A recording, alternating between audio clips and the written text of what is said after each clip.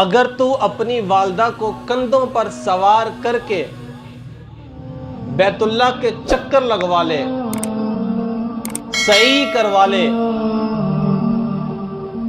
صفا مروہ پہاڑی پر چڑھ جا، تب بھی اس ایک درد کا تو حق ادا نہیں کر سکتا جو وضع حمل کے وقت تیری ماں کو ہوا تھا۔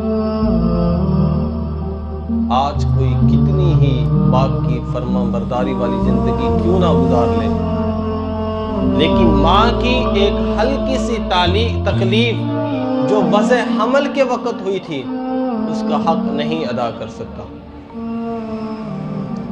ایک صحابی آئے، یا رسول اللہ، میرے اوپر میری سب سے زیادہ کس کا حق ہے؟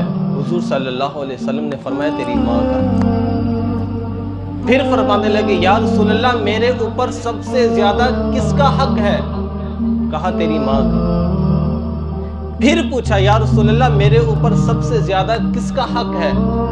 کہا تیری ماں کا۔ چوتھے نمبر پر باپ کی باری آئی، پھر کہا تیرے باپ کا حق ہے، عزیز و اقارب کا حق ہے۔ حضور صلی اللہ علیہ وسلم نے والدہ کے حقوق کو مقدم قرار دیا ہے والد کے حقوق سے۔